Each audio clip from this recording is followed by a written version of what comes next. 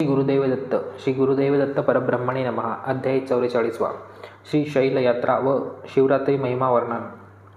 नामधारकाने सिद्धमुनीला प्रार्थना केली. सिद्धमुनीवर्य, आपण माझ्यावर अनुग्रह करून श्री गुरुचरित्राचा पुढील कथाभाग विस्तारपूर्वक सांगण्याची कृपा करा. जेव्हा सिद्धमुनींनी श्री गुरुचरित्राच्या कथनाला पुन्हा प्रारंभ केला. हे नामधारका, श्री गुरुजी गाणगाग्रामी वास्तव्याला असताना अनेक भक्त त्यांच्या सेवेत निरत झाले होते.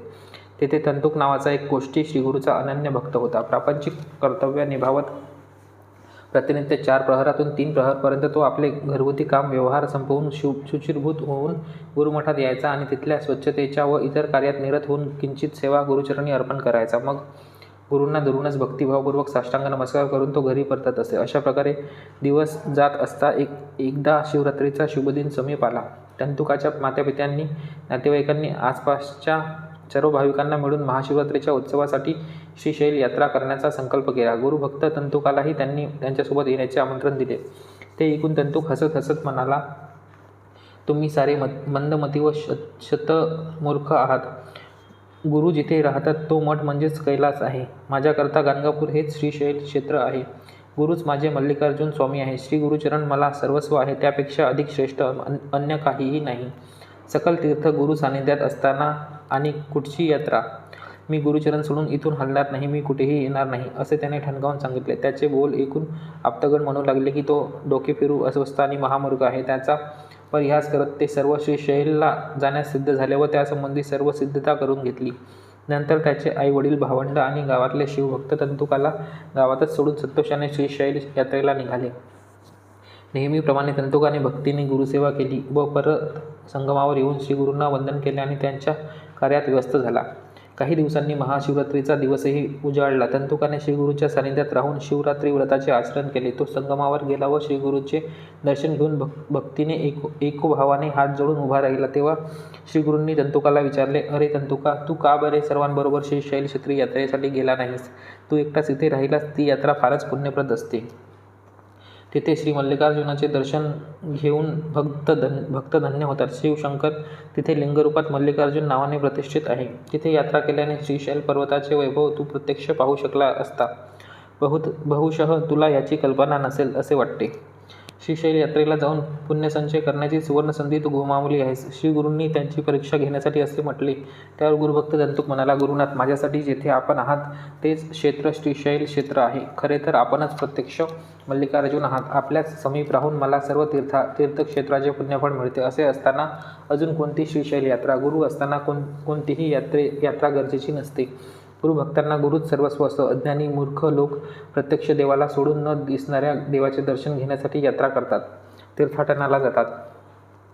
असे म्हणत गुरूंना भक्तिभावपूर्वक नमस्कार केला. त्यांचा मनोभाव व भक्ती समजून श्रीगुरू प्रसन्न झाले. त्याला अंतकरण दृढ करून त्याच्या जवळ बसायला सांगितले व म्हणाले, तंतुका, तुला आम्ही श्रीशैल यात्रा घडवतो. तू दोन्ही डोळे मिटून घे आणि माझे पाय घट्ट धर. आम्ही सांगेपर्यंत डोळे उघडू नकोस.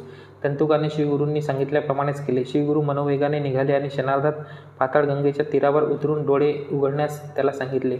काही क्षण निद्रावश झाल्यासारखे तंतुकाला वाटले. लगेच जागृत होऊन डोळे उघडून पाहताच त्याला श्रीशैल पर्वत समोर दिसला. त्याला आश्चर्यही वाटले आणि आनंदही झाला. ते स्वप्न आहे की वास्तव हे त्याला कळले नाही. तेव्हा श्रीगुरूजी त्याला म्हणाले, तंतुका, ही भ्रांती नव्हे, स्वप्न देखील नव्हे. भयभीत होऊ नकोस. तू खरोखरच श्रीशैल क्षेत्री आहेस. अजून विलंब न करता यात्रा संबंधी शौरविधी संपवून स्नान कर. मग श्रीशैल मल्लिकार्जुनाचे दर्शन घेऊन यात्राविधी पूर्ण कर व शीघ्र परत ये, अशी आज्ञा केली. श्री गुरूंच्या आज्ञेप्रमाणे तंतुकाने शौर केले व पाताळगंगेत स्नानासाठी निघाला. तेथे त्याला त्याच्या गावचे सारे यात्री भेटले. त्यांनी त्याच्याजवळ येऊन विचारले, अरे तंतुका, आमच्यासोबत यात्रेला का आला नाहीस? श्रीगुरू सर्वस्व आहे आणि श्रीगुरू चरण कमळच सर्व तीर्थाचे मूळ आहे असे तुझे ठाम मत होते. तर अशी फसवणूक करणे, खोटे बोलणे हा कोणता धर्म?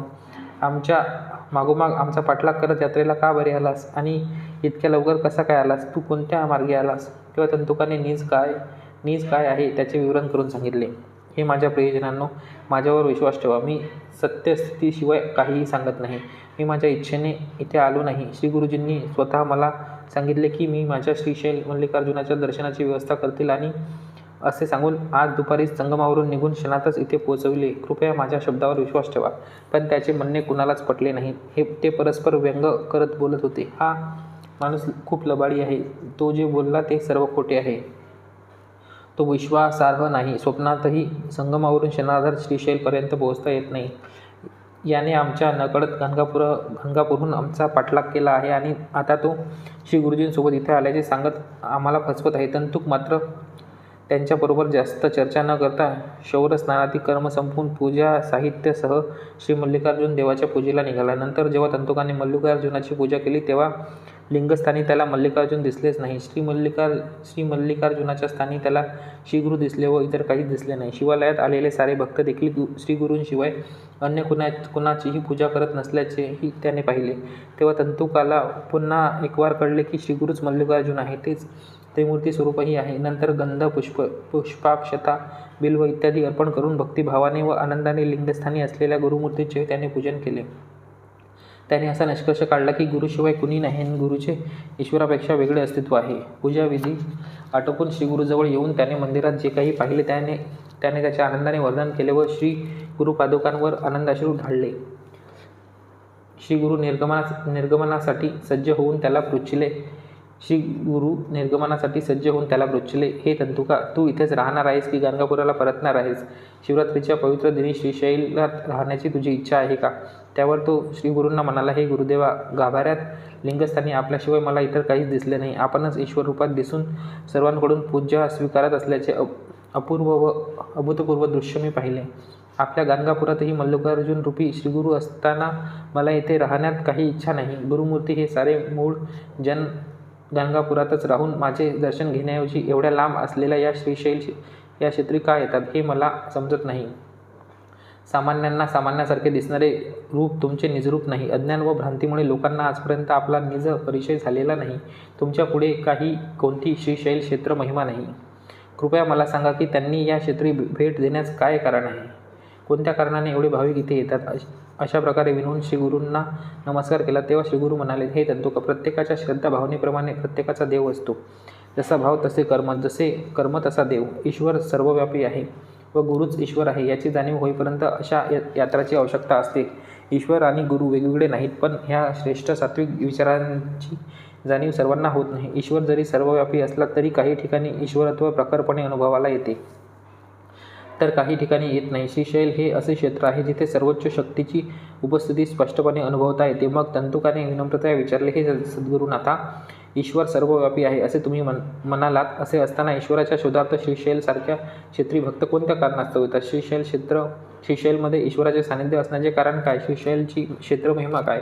तेव्हा श्रीगुरूंनी स्कंद पुराणातील एक स्वारस्यकर गोष्ट सांगण्यास प्रारंभ केला. हे तंतुका, श्रीशैल क्षेत्री माघ कृष्ण चतुर्दशीच्या महाशिवरात्रीला शंकराची अपार महिमा प्रकट होते. या पुण्यपर्वणीत शिवतत्व प्रखरतेने कार्यान्वित होते. या शुभदिनी शिवप्रीत्यर्थ भजन, पूजन, उपवास, जागरण इत्यादी केल्याने अत्यंत पुण्य लाभते. या संदर्भातील एक कथा तुला सांगतो. पूर्वी किरात देशात विमर्शन नावाचा पराक्रमी व धर्मिष्ठ राजा होता. महाचतुर असणाऱ्या त्याने शौर्य पराक्रमाने सर्व शत्रू राजांवर विजय साधला होता. पण तो स्वभावाने कामुक होता. परस्त्री पाहून त्याचे मन चंचल होत असे. उचित अनुचित याचा विचार न करता मिळेल त्या प्राण्याचे मांसभक्षण करीत असे. तो जरी असा दुराचारी असला तरी तो महान शिवभक्त होता. विशेषतः महाशिवरात्रीच्या दिवशी तर अत्यंत भक्तिपूर्वक, व्यवस्थितपणे, षोडशोपचारे व अतिशय श्रीमंतीने, वैभवाने तो शिवशंकराचे पूजन करत असे. बाह्य दृष्टीने दुराचारी असला तरी अंतरंगात मात्र तो शंकराचा एकनिष्ठ भक्त होता. ईश्वर पूजेत कोणत्याही प्रकारची कमतरता तो करत नसे. त्याची कुमद्वती नामक पत्नी होती. ती अत्यंत सुशील, सुलक्षणी आणि सात्विक स्वभावाची, तसेच पतिव्रता व ईश्वर भक्तही होती. एके दिवशी तिने पतीशी निवेदन केले, स्वामी, माझ्या मनात अनेक दिवसांपासून एक शंका आहे. कृपया त्याचे निरसन करा. आपण इतके दुराचारी, मांसभक्षक, आपली अशी जीवनशैली असता ईश्वर पूजेत आपली अतिशय भक्ती निष्ठा असण्याचे कारण काय? आपला लौकिक आचार अधम असला तरीही अलौकिक विचार उत्तम आहे. मला याचे रहस्य जाणून घ्यायचे आहे. ही माझी विनवणी अधिक प्रसंगयुक्त असली तर मला क्षमा करा. तेव्हा तो राजा म्हणाला, अत्यंत पापरहित अशा माझ्या भार्ये, तुझ्या प्रश्नाने व ईश्वरकृपेने मला पूर्वजन्माची आठवण झाली. मी गतजन्मी पंपानगरीत एका धनगराच्या घरी श्वान होऊन जन्माला आलो होतो. तेथेच वाढलो. एका शिवरात्रीच्या दिवशी तेथील शिवालयात पूजेनिमित्त परगावातील अनेक भक्त आले होते. त्या दिवशी प्रचंड भुकेने कडवडतच आहाराच्या शोधात त्या शिवालयापाशी मी आलो. तेथे अनेक शिवभक्त विविध प्रकारे अति उल्हासाने व वैभवाने पूजा करीत असल्याचे दृश्य मला दिसले. जवळून बघावे म्हणून देवळाच्या गाभाऱ्यापर्यंत मी गेलो, पण मी देवळात प्रवेश केल्यामुळे मंदिर अपवित्र झाले असे समजून सारे माझ्या मागे धावले. मी देखील प्राणभयाने धावत पडत शिवालयाच्या आवारातच फिरू लागलो. लोकांनी शिवालयाचे द्वार बंद केले व मला मारायला सुरुवात केली. जीव वाचविण्यासाठी मी पुन्हा देवळात शिरलो. लोकही माझ्या मागे धावले. मी देवळातच प्रदक्षिणा घालीत राहिलो. सर्वजण माझा पाठलाग करीत माझ्यावर प्राणांतिक हल्ला करायला सरसावले. मी अन्नपाण्याच्या आशेने गाभाऱ्यात शिरलो. प्राणभयाने व चिंतेने 3 वेळा शिवलिंगाला प्रदक्षिणा घातली, परंतु मला बाहेर जाण्याचा मार्ग दिसेनासा झाला. म्हणून तिथेच थांबून पूजा चालू असलेली पाहिली. त्या यथासांग पूजेचा आनंद घेत असताना लोकांना मी दिसलो. तेव्हा त्यांनी मला बाहेर ओढून काढले व हुसकावून लावले. महाशिवरात्रीच्या शुभदिनी मी प्राणभयाने फिरून धावत असताना माझ्याकडून सहज व नकळत शिवलिंगाला प्रदक्षिणा घातली गेली. त्याचे पुण्यफळ मला अकस्मात सुलभपणे मिळाले. त्यातून त्या दिवशी मला खायला काही मिळाले नव्हते, म्हणून उपवास घडला. त्याचेही फळ अनायासे मिळाले. शिवपूजा मी साध्यांत बघितली, त्याचेही काही पुण्य मला प्राप्त झाले. शिवाय देवस्थानाच्या दारात देवळातील उजळलेले दीप पाहत मी प्राण सोडले, त्याचेही काही पुण्यफळ मला लाभले असावे. असे म्हणजे शिवरात्रीचे व्रताचरण अशा प्रकारे माझ्याकडून झाले व त्यामुळे माझ्यावर सदाशिवाची कृपा झाली. त्यामुळेच मी या जन्मी राजवंशात जन्म घेतला असावा आणि तुझा हात धरला असावा. हा आहे शिवरात्रीचा अप्रतिम अद्भुत महिमा. या जन्मी दुराचारी असायला गतजन्मीचा श्वान जन्मच कारणीभूत आहे. स्वभावतः श्वान हा स्वेच्छाहारी असतो. जगण्यासाठी काहीही ग्रहण करतो, मिळेल तो भक्षण करतो, मुक्त संचार करतो. तो तर त्याचा स्वभावसिद्ध गुण असतो. तेच संस्कार आणि गुण या माझ्या नरजन्मात माझ्या अंगात अजून आहेत व त्यामुळे मी असा दुराचारी झालो असेल. त्याचे वृत्तांत ऐकून त्याची पत्नी पाया पडून विनवून म्हणाले, स्वामी, आपण ज्ञानी आहात, सर्व काही जाणतात. कृपया माझाही पूर्वजन्मीचा वृत्तांत सांगा. त्यावर राजा म्हणाला, प्रिय, गतजन्मी तू स्त्रीच्या जन्मात होतीस, पण परिवाळ होतीस. एकदा भुकेने त्रस्त होऊन अन्न शोधत असताना जमिनीवर तुला एक मासाचा तुकडा दिसला. तू तो चोचीत घेऊन उडत असताना एका घारीने तुझा पाठलाग केला. भयभीत होऊन अत्यंत वेगाने उडत तू श्रीशैल पर्वतावर पोहोचलीस. ती घार देखील तुझ्या मागोमाग आली. प्राणभयाने तू शिवालयाच्या शिखरावर जाऊन पोहोचलीस व प्रदक्षिणा घालू लागलीस. प्रदक्षिणा घालता दमून भागून थोडा वेळ शिखरावर विसावली, पण त्याचवेळी त्या घारीने येऊन तिच्या चोचीने तुला जोरात मारले व त्या आघाताने झालेल्या दुखापतीमुळे तुझी प्राणज्योती मालवली. पूर्वजन्मी श्रीशैल पर्वताला प्रदक्षिणा घातलेल्या पुण्याईमुळे आज तू माझी राणी बनली आहेस. पुन्हा त्याच्या पत्नीने त्याला विनंती केली की, स्वामी, इतके चोख शिवभक्त आहात की तुम्ही शिवाला वश करून घेतले आहे. तुमच्या सहवासामुळे माझ्यात शिवभक्ती उदय पाहून मी सुद्धा शिवाची सेवा करीत आहे. शिवभक्तीच्या पुण्यफळाद्वारे आपल्या दोघांचा पुढील जन्म काय असणार यासंबंधी सांगा. त्यावर राजाने सांगितले, हे देवी, पुढील सातही जन्मात आम्हा दोघांचा जन्म राजघराण्यात होईल. वेदाध्ययन व धर्मशास्त्राचा अभ्यास करून आपण दीर्घकाळ आनंदाने राज्य करणार. शिवाय यज्ञयाग, दैवद्विजार्चन, दानधर्म इत्यादी पुण्यकर्म करीत इतर राज्यशासकांना पराभूत करून सार्वभौम शासक बनणार. वृद्धाप्यसमयी आपल्या मुलाचा राज्याभिषेक करून आपण निवृत्त होणार. तदनंतर शेवटच्या जन्मी आपण अगस्त्य ऋषीची सेवा करून त्यांचा उपदेश प्राप्त करून ब्रह्मज्ञानी होणार आणि आत्मसाक्षात्कार करून शेवटी जन्ममरण रहित होऊन या संसार सागरातून सुटका मिळवून मोक्षपदाला पावणार. तसेच देहावसान समयी मी तुझ्या सोबतच स्वर्गात जाणार असे भविष्य वर्तविले व पुढे म्हणाला, हे प्रिय, महाशिवरात्री व्रताची महिमा आणि श्रीशैल यात्रेमुळे मिळणारे पुण्य हे शब्दात वर्णन करण्यासारखे नाही. पण पुण्यफळामुळेच आपण आज हे राज्य तथा येथील सुखोपभोग अनुभवत आहोत. नंतर आपल्या पत्नीसमवेत राजाने शिवरात्रीच्या शुभदिनी श्रीशैल यात्रा केली व शिवकृपेला पात्र झाला. हे तंतुका, अशा प्रकारे श्रीशैल यात्रा व निरंतर शिवभक्ती करीत श्री मल्लिकार्जुन स्वामीची सेवा केल्यामुळे राजाराणी दोघेही पुढील 7 जन्मी राजाराणी बनूनच जन्म घेऊन राज्य करीत राहिले.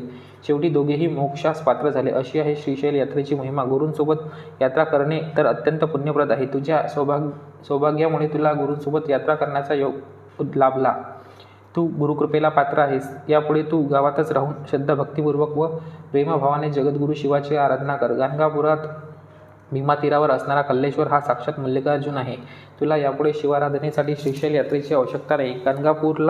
गाणगापूरचा कल्लेश्वर श्रीशैलचा मल्लिकार्जुन आहे असे मानून दृढ श्रद्धेने त्याची नित्य आराधना कर. जिथे भाव तिथे देव. संगमस्थानी संगमेश्वराचे वास्तव्य आहे. संगमेश्वर व मल्लिकार्जुन ही दोन्ही नावे एकाच देवाची असून विभिन्न नाहीत. त्यामुळे तू निष्ठेने संगमेश्वराची अखंड उपासना कर. आमच्या वचनावर संशय करू नकोस. संशय आत्म्याला फळ मिळत नाही हे तू लक्षात ठेव. तेव्हा तंतुक म्हणाला, स्वामी, माझ्या मनात थोडा गोंधळ आहे. कृपा करून आपण माझ्यावर क्रोधित न होता त्याचे निवारण करा. मी श्रीशैल क्षेत्री पूजा करीत असताना मल्लिकार्जुनाच्या स्थानी तुमचे स्वरूप पाहिले. तुम्ही तर प्रत्यक्ष मल्लिकार्जुन व सर्वव्यापी आहात. आपणच सर्वत्र निरनिराळ्या क्षेत्री अनंत रूपाने वास करीत सेवा स्वीकारित आहात. गुरु एकच असतो पण त्याची रूपे अनेक असतात. वास्तव असे असताना उगाचच तुम्ही इतर कुणाची पूजा कराव्यास का बरे सांगता? तुमच्याशिवाय इतर ठिकाणी काय आहे? मला तुम्ही असताना कल्लेश्वर अथवा संगमेश्वर याची आवश्यकता तरी काय आहे? तुमचा हा उपदेश मला अजिबात पटला नाही. कृपया माझी सत्वपरीक्षा घेऊ नका. मी तुमच्या परीक्षेला योग्य नाही. गुरुतत्व विश्वव्यापक असते. शेवटी उरते ते फक्त गुरुतत्व, असा माझा ठाम अभिप्राय आहे.